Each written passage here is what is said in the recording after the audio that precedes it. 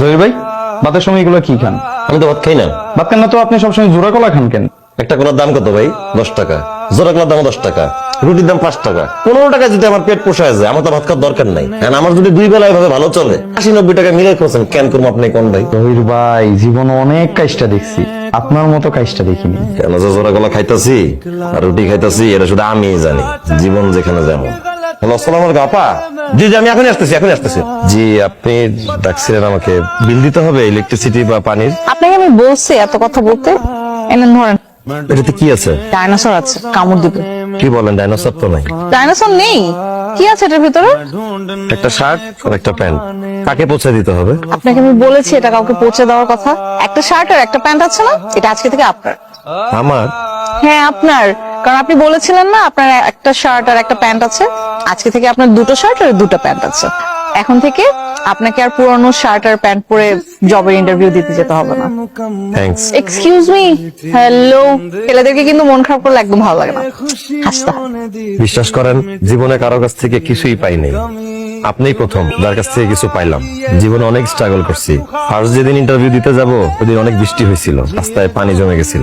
আমি আমার জুতা, শার্ট, প্যান্ট প্যাকেটে করে গুছায়া লুঙ্গি পরে অফিসের দিকে রওনা দিছিলাম। যেখানে আমার ইন্টারভিউ, ওই ওয়াশরুমে গিয়া কাপড় চোপড় বদলায় তারপর ইন্টারভিউ দিই। ইন্টারভিউ শেষ করে আবার ওই শার্ট, প্যান্ট, জুতা প্যাকেট করে লুঙ্গি পরে বাসায় ফিরে আসছি। কি করব, আমার তো একটা শার্ট আর একটা প্যান্টের বেশি কিছু কেনার সামর্থ্য ছিল না। আপনার এটার কথা সবসময় মনে রাখবেন। এটা তো সবসময় মনে রাখলে চলবে না, সাথে সাথে আমাকে মনে রাখতে হবে। জি জি না, এখন থেকে আমাকে আপনি না তুমি করে বলতে হবে। কি তুমি মানে হচ্ছে নূপুর, বলেন নূপুর। নূপুর?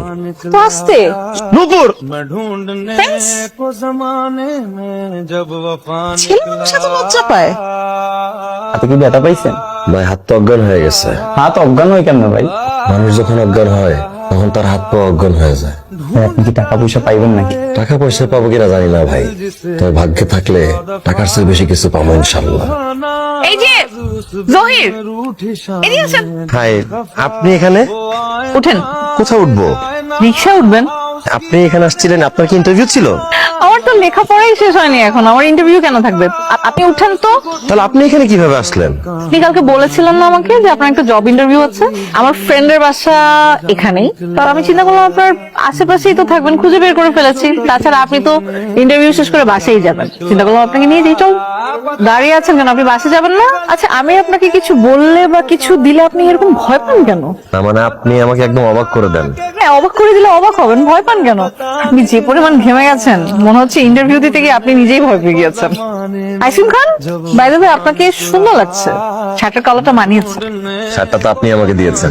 আমি জানি আমি দিয়েছি, আর আমি এটাও জানি আপনাকে কিসে কিসে সুন্দর লাগে।